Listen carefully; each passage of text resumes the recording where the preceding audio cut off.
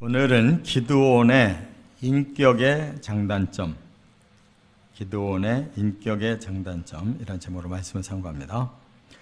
이제 우리가 앞에 7장에서 이미 기드온이 대승리를 거뒀다는 것을 알았는데, 이제 오늘 본문 내용은 그 전쟁의 말미에 일어났던 이제 일들을 정리하면서 기드온이 어떤 성격을 가지고 있었는지를 장단점을 말하고 있어요.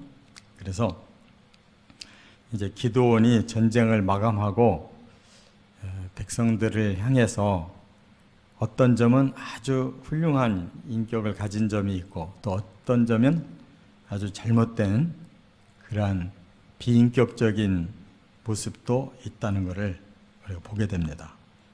그래서 사람은 완벽한 사람이 없지만 하나님은 그 장점을 쓰시는 거고, 또 단점은 결국 우리가 하나님 안에서 고쳐가야 되는데, 그렇지 못하면 그것이 우리 자신에게 돌아온다는 것을 말씀하고 있어요.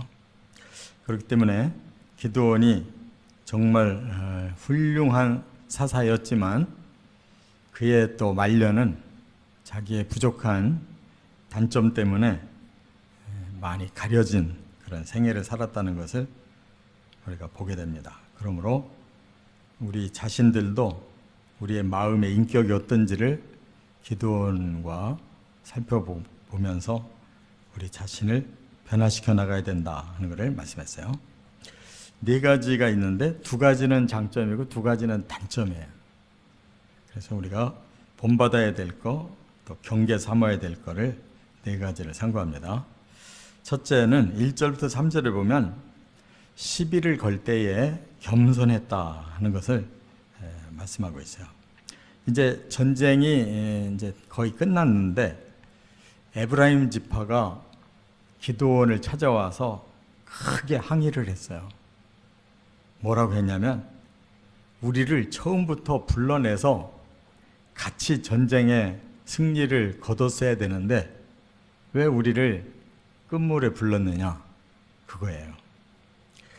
그런데 사실은 그게 아니고, 앞에서 먼저 지파들을 불렀잖아요. 그런데 그들 중에는 굉장히 계산을 하는 자들이 있었어요. 그게 바로 이제 에브라임 지파인데, 에브라임 지파가 그렇게 기드온과 같은 동일한 믿음을 가지고 끝까지 싸운 자들이 됐더라면 좋을 뻔했는데 그들이 가버렸단 말이에요. 두려운 마음 때문에.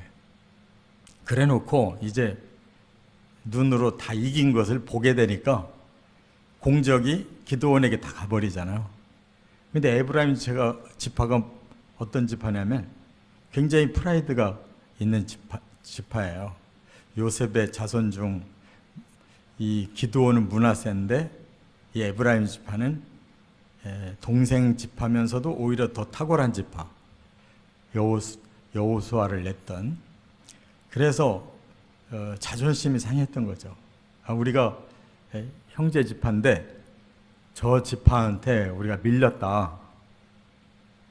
그러니까 사람이 그래요. 뭔가 상황이 확실하지 않을 때는 그냥 쑥 빠졌다가 끝에 상황이 좋아지는 걸 알면 이제 자기 공로를 거기다 좀 더 씌우려고 이렇게 사람들이 얕게 논단 말이에요. 이때에 기드온이 화를 낼 만도 하잖아요. 이 앞뒤를 다 따져 본다면 오히려 에브라임 지파가 큰 소리 칠 게 아니에요. 그런데 여기에서 기드온이 어떻게 대처를 하느냐, 이런 말을 했어요. 에브라임의 끝물 포도가 아비에셀의 포도보다 낫지 않냐. 이 말은 뭐냐면, 이 아비에셀은 지금 므낫세 지파 중에 기드온의 집안을 말하는 거예요. 집안 어른 이름을 말해요. 그러니까 당신들이 우리 집안보다 얼마나 월등한 집안이냐. 그러니까 그 에브라임 지파의 끈물 포도보다도 우리는 더 못하다.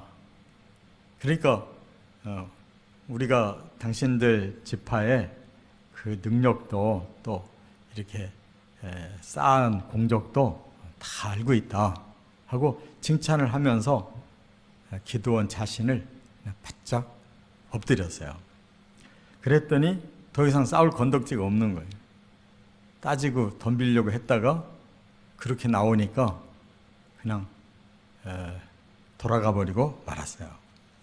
이와 같이 기드온이 굉장히 인내심이 있는 사람인데, 그렇다고 해서 그게 좀 더 길게 갔어야 되는데, 두 번째로 넘어가 보면 4절부터 21절에 보니까 또 그의 단점이 나와요. 뭐였느냐? 섭섭함을 복수로 되갚은 이런 일이 이제 일어납니다. 아직 전쟁이 막바지인데 지금 기드온과 300명은 처음부터 시작한 사람들이기 때문에 얼마나 지금 지쳐 있겠어요. 나중에 온 지파들은 뭐 끝물에 좀 같이 걷어들인 거지 처음부터 이렇게 한 게 아니잖아요. 이 전쟁을 하다가 이 기드온과 300명이 지쳐버렸어요. 그래서 그 막바지 지역에서 이 숫곳을 이제 마지막 적군들을 치고 이제 분우엘을 이제 정복하면 끝장이 날 것 같은데, 이 숫곳과 분우엘 사람들에게 우리에게 먹을 걸 좀 달라는 거예요. 근데 이 사람들이 뭐라고 말했느냐면, 아직 전쟁의 상황도 어떻게 될런지 모르는데 우리가 너희들한테 무슨 떡을 주냐 하고 거절해 버렸어요. 그 말은 뭐냐면, 만약에 너희들이 이기는 것 같다가 지게 됐는데 우리가 너희들한테 떡 줬다가 미디안 군대가 다시 복귀해서 올라오면 우리 죽는다, 이렇게 말을 한 것과 같은 거예요. 그랬더니 이 기드온이 그냥 인내가 이제 그 끝 넘어서 버려 가지고, 내가 만약 미디안을 다 치고 돌아올 때 그날 너희들은 내 손에 죽는다, 이렇게 선언을 하고 그냥 갔단 말이에요. 근데 진짜로 전쟁을 기드온과 300명이 승리했잖아요. 돌아올 때 이 숫곳 사람들, 분우엘 사람들 이제 그 분풀이를 하게 된 거예요. 그래가지고 자기 동족들을 오히려 죽이는 일이 일어났단 말이에요. 그러니까 기드온이 해야 될 일은 뭐냐면 사사로서 자기 백성을 보호해야 되는 일인데, 자기 백성들이 자기를 신뢰하지 않고 이렇게 아주 매정하게 그 전쟁 속에서 너무 허덕여가지고 떡 달라고 했던 거, 그거 하나를 안 주고 자기들이 상황을 더 끝까지 보고 이렇게 하려다가 기드온이 그냥 못 참고 돌아와서 그들을 죽였다, 그 말이에요. 그런데요, 하나님의 눈은 정확하잖아요. 그래서 기드온이 자기 동족을 죽이면 안 돼요. 지금 적과 싸워서 죽이는 건 정당한 일이지만, 자기 동족이 그렇게 협조 안 했다고, 화가 났다고 해서 전쟁에 이기고 돌아와서 죽이는 거는, 그거는 자기 분노지 하나님의 공의가 아니란 말이에요. 이 일로 인해서 기드온 집안이 전멸되는 거예요. 왜냐? 나중에 기드온의 자식들이 굉장히 많이 70여 명이나 돼요. 근데 그 중에 하나가 아주 악독한 놈이 하나 나왔어요. 그래가지고 지가 높임 받으려고 형제들을 사그리 죽여버렸다. 그러니까 기드온이 그 숫곳 분우엘 지역의 사람들을 자기 분풀이하고 죽인 것을 그 후에 자기 자식 대에서 다 거둬들이고 말았다. 그러니까 하나님이 여기서 말씀하는 것은 뭐냐? 사람은 자기 중심의 그 기준이 돼서는 안 된다는 거예요. 우리 사람이 또 겸손하다가도 잘못하면은 또 그냥 분노에 휩싸이잖아요. 선을 넘으면 안 된다는 거지. 겸손도 좋지만 선을 넘는 분노, 이거는 큰 죄를 짓는 거예요. 결국 기드온이 쌓았던 거 다 허물어졌다는 걸 말씀하고 있어요. 자, 그 다음에 이제 세 번째 또 훌륭한 점이 있어요. 21절부터 23절에 보면 왕 되기를 사양했다 그랬어요. 이제 백성들이 전쟁이 끝나고 나라가 40년 평온해지니까 어떤 말을 했느냐? 기드온에게 찾아와가지고 당신보다 훌륭한 사람이 없으니 당신 때에도 왕이 되시고 아들 때에도 왕이 되시고 손자 때에도 왕이 돼서 아주 통치해달라는 거예요. 백성들이 그렇게 요청을 했어요. 그러면 사실이 그 시대에 기드온만한 인물이 없으니까 슬그머니 그러자 하고 받아들일 수 있어요. 그런데 기드온은 그걸 사양해요. 왜냐? 자기가 사사라는 거지 왕이 되는 것이, 왕이 되면 안 된다는 거 알아요. 사사는 하나님이 갑자기 성령을 부으셔서 쓰시는 사람이에요. 근데 왕은 탁월한 능력을 사람들에게 인정받으면 사람들이 세우는 거예요. 그러니까 영웅심이 그렇게 될 수가 있는데 자기의 근본을 알고 있는 사람이에요. 그래서 하나님 앞에 사사로 나설 때에도 굉장히 따져봤잖아요. 그것처럼 자기 자신도 따져본 거예요. 내가 누구냐? 내가 왕은 아니다. 하나님이 나를 쓰신다고 해서 내가 그렇게 확인까지 하면서 사사를 했는데 나는 사사로 머무르고 말아야 된다. 그렇게 자기를 알고 왕이 되는 걸 사양했어요. 이건 보통 훌륭한 점이 아니에요. 이와 같이 우리가 하나님 앞에서 신앙이 올바르면 자기를 다스릴 수가 있어요. 왜냐하면 하나님의 말씀이 항상 자신을 보여주기 때문에 이렇게 훌륭한 사람이었어요.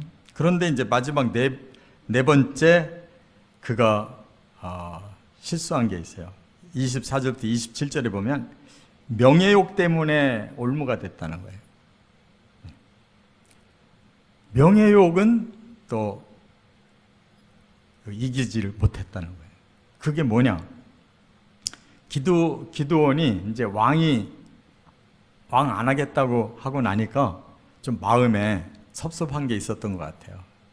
백성들에게 요구를 했어요. 그러면 당신들이 전쟁에 이겨가지고 전리품들을 많이 가지고 있는데 그 중에서 금을 가진 자는 나에게 내놔라 그랬어요. 그래서 그 전리품 중에 금을 1700세겔을 모았어요. 그래가지고 한 일이 뭐냐? 에봇을 금으로 만든 에봇을 만들었어요. 근데 에봇이 뭐예요? 제사장이 입는 겉옷이거든요. 제사장이 예물을 올릴 때 그 에봇을 입고 들어가는 거예요. 근데 에봇이 금으로 만드는 거 아니에요. 그러니까 이건 완전히 세속적인 어떤 그런 귀한 물질을 만들어 가지고 기드온을 기념하려고 한 거라고요. 내가 이렇게 공원을 세웠다. 자기는 사사지 제사장이 아니잖아요. 그러니까 이게 뭐냐면 결국은 왕은 사양했어도 나라고 하는 명예심은 내려놓지 못한 거예요. 그래서 백성들에게 금을 기부를 해라 하니까 백성들이 너도 나도 내놨단 말이에요. 그걸 다 모아서 1700세겔이라고 그러는데 이 금값이 제가 예전에 이렇게 계산한 걸로 10억이니까 지금 금값으로 따지면 수십억일 거예요. 그 옷 한 벌이 수십억짜리 옷이 나왔단 말이에요. 그것을 보는 사람은 저게 바로 기드온의 옷이다, 이렇게 기념이 된 거죠. 그래가지고 그것 때문에 후유증을 앓게 된 거예요. 그게 뭐냐? 바로 그 집의 올무가 됐다는 거예요. 사람들이 그것으로 막 미신처럼 섬기는 거죠. 우상화가 되는 거죠. 이처럼 사람이 권력욕도 없어야 되고 명예욕도 없어야 이렇게 자기 사명을 감당할 수 있는데, 한 가지는 다행히 사양을 해서 다행인데 마지막 명예욕만큼은 버리지를 못해가지고 이렇게 영적 교만으로 실패하는 인생을 살았다는 거예요. 그러니까 저나 여러분이나 이와 같은 겸손한 인격, 또 정말 자기의 자리가 아니면 사양하는 이런 인격이 필요한데, 자칫하면 자기 의가 너무 또 기준을 높이 세워서 자기 멋대로 의의 기준을 세우면 남을 해칠 수가 있고, 자기 명예를 너무 많이 세우려고 하면 그것이 교만의 죄가 될 수가 있다는 것, 이걸 깨닫습니다. 우리도 하나님의 성령이 주시는 아름다운 인격은 더 성화되어 가야 되지만, 우리 자아가 우리에게 계속 유혹하는 이러한 잘못된 욕망의 자아는 자꾸 깨뜨려야 된다는 것 깨닫고 살아가시기를 주의 이름으로 축원합니다.